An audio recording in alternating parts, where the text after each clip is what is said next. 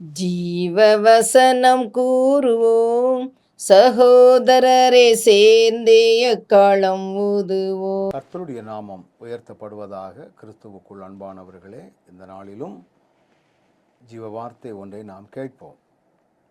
1 கொரிந்தியர் 10வது அதிகாரம் 10ஆம் வசனம் இப்படி சொல்லுகிறது: அவர்களில் சிலர் முறுமுறுத்து சங்காரக்காரனாலே அழிக்கப்பட்டார்கள், அதுபோல நீங்களும் முறுமுறுக்காதிருங்கள்.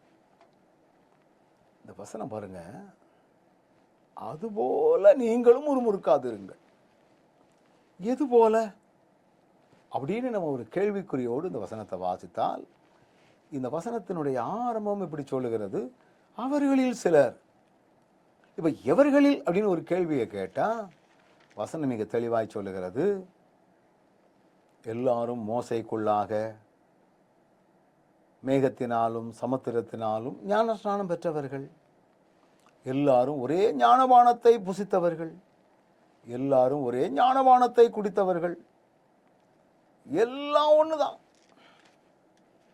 ஆனா அவர்களில் சிலர்.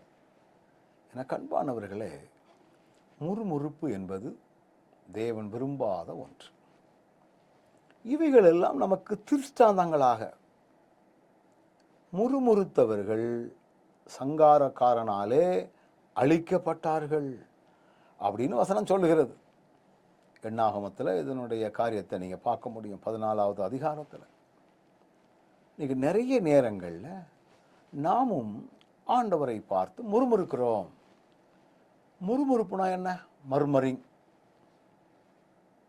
வாய்க்குள்ளேயே முணங்கி கொண்டிருப்பது அப்படின்னு நம்ம நினைக்கலாம். இல்லை, ஏன் இப்படி ஆண்டவர் செய்யணும்? எதுக்கு இதை ஆண்டவர் செய்யணும்? ஏன் இப்படி செஞ்சிருக்க கூடாதே? அப்படி செஞ்சா என்ன?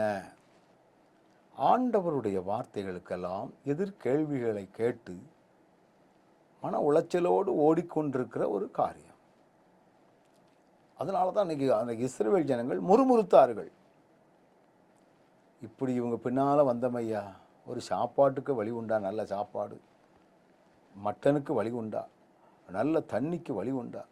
இப்படி ஒரு சின்ன சின்ன காரியங்களுக்கும் முறுமுறுத்தாங்க. முறுமுறுத்தவர்கள் அழிக்கப்பட்டார்கள். கவனமாக இருப்போமா?